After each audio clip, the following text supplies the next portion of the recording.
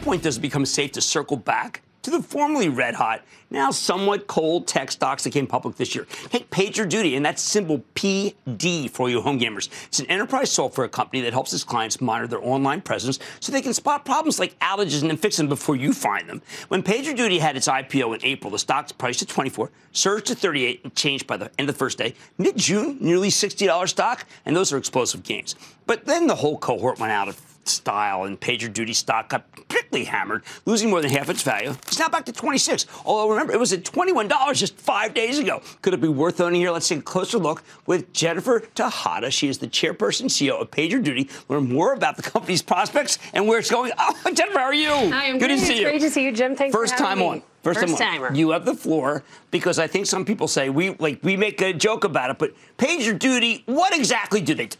Well, PagerDuty is a digital operations management company. That means that we provide a software as a service platform that helps developers and modern workers manage all the complexity that sits behind your favorite apps. So say, for instance, you get up in the morning and you go for a run and you download your favorite playlist and it doesn't work. And then you're on the way into the office and you've opened up your app to order a coffee, and as you go to pay for it, you get the spinning wheel of death. Well, we hate these things. We hate these things. And we also hate the people whose companies they represent. Well, I wouldn't go. I don't hate anybody. I'm kind of a nice person. But what I would say is, when it all goes wrong, the customers leave. They'll X out your app, they'll delete your app, and they won't come back. And you spend a lot of money to get them there. And the typical retailer can lose up to $500,000 a minute when this is happening. So these challenges are time sensitive. They're mission critical. And there's a lot of complexity, whether it's cloud or on-prem or applications that sits behind them. And it's almost impossible for the human beings responsible for that technology to have visibility, to understand the dependencies between these technologies, to identify the issues and fix them before, to your point, the consumer feels the pain. Your background's a little different from most people in technology. You worked at Procter & Gamble for a long time. I did. I'm used to people who are sitting there they have the Stanford double-double, and they tell me that they know everything and that I know nothing.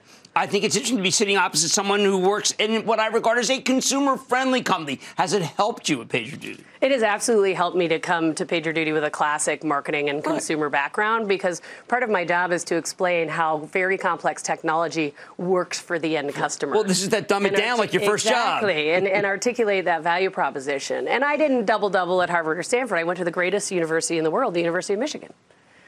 I hadn't thought of it like that. I have a lot of buddies. Well, okay, so with that background, plus, when I check into, say, Carnival Cruise, good customer, American Eagle, great customer. These are companies that I felt you understand their complexities. You understand what they need. The American Eagle video, I think, explains a lot. Tell me what you do for them. Thank you. So American Eagle is coming up on one of the busiest seasons of the year, the holiday season, and they want to make sure that when a consumer comes to their app, their website, in store, that they have a perfect experience every time, that they really shorten that distance between an idea or a need and an outcome, like a terrific shirt or a blouse to wear to your next party, or a suit or whatever, the great pair of jeans.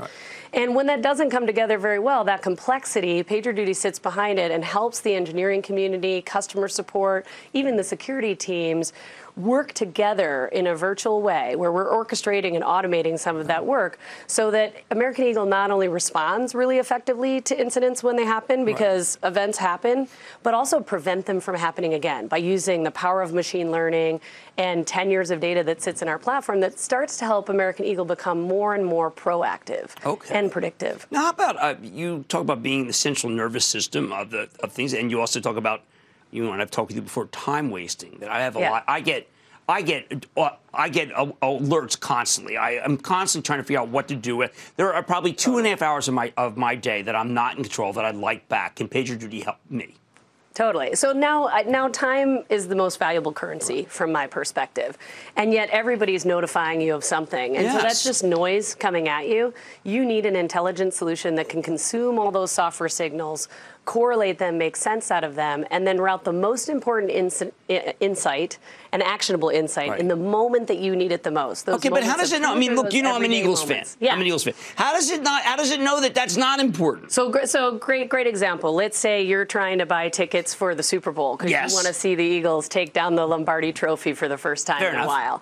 And these are going to be hotly contested tickets, right? They're going to be high in demand. And when the tickets become available, you're going to go online. And what's happening is there's a ton of surge or traffic across all of the platforms that support ticket sales for the NFL and for the team and for StubHub and some of the other ticketing customers that we work with. And what happens there, something breaks, and you are in the middle of that process, and you're trying to get that ticket because there's 2 seats left that you and your wife want to sit in, and suddenly it all goes to to the wrong way for you. And what's happening behind the scenes is the developers and employees are getting those signals, and they're the small cross-functional team of 4 or 6 people instead of 100 people running around in chaos trying to figure out what's happening. They're coming together and working the technology problem in the back end so that by the time you go through the virtual shopping cart, it's fixed on your end. You shouldn't even feel it. You should never see a notification. Well, I love the fact that gets fixed. Right, because you try to say you want to disappear. Yes. You're not trying to be seen, which I think makes so much sense. We're the magic that sits behind teams who are working really hard to deliver your perfect experience, but the systems that support that experience often behave in ways that are outside of their control. When people Google you and your company and competitors, they come up with a long list of companies. Every time I talk with you or check, they're not competitors. They are colleagues. Yes. So you have created a worldview of many different partners. Is that your personality? Because I don't know whether PagerDuty was a little bit more alone before you got there. Well, we think of ourselves as sitting at the center of the ecosystem, a really important ecosystem that supports modern work, which is most employees expect that all tools and platforms should work seamlessly together. Regardless of if they're a little bit competitive, a lot competitive, they don't care about where we stand with one another. They just want, if you're working in PagerDuty and you're also working in Slack and your customer support teams are working in Zendesk and you're using Okta to log in. All our faves. And by the way, they're PagerDuty customers too. Every one of them, I know. I'll ask about you. As this is happening, like you want to create that seamless experience. And so there's a huge amount of effort that goes into 350 out-of-the-box integrations that make the future of work come together across these. Well, can I just deal with PagerDuty, not to deal with all these different companies, and you set it up for me? We can help you with that. Well, I've got to tell you, everybody speaks so highly of your company, and they're all people who I know have to work with you in order to make it so that when clowns like me go to a site, it works despite how stupid and unintelligent I am about technology. And this is important for some of the most important brands in the world. 37% of the Fortune 100, some of the most revered enterprises from IBM to GE to the likes of Home Depot, and also some of the cool brands like Net-a-Porter or Instacart or Good Eggs, who delivers my farm-to-table breakfast in the morning. You've made this company really come alive, and I want to congratulate you. And I just thought, I didn't really understand why I was cut in half, but it's already up $5 since we saw each other last. I'm trying. That's true. That's Jennifer Tejada. She's the CEO and chairperson of PagerDuty, and that's PD, Paul Door, okay? Because I think the stock at $26.65. They have money's back in good for it. Don't miss a second of Mad Money. Follow @Jim Cramer on Twitter. Have a question? Tweet Cramer. #MadTweets. Send Jim an email to madmoney@cnbc.com or give us a call at 1-800-743-CNBC. Miss something?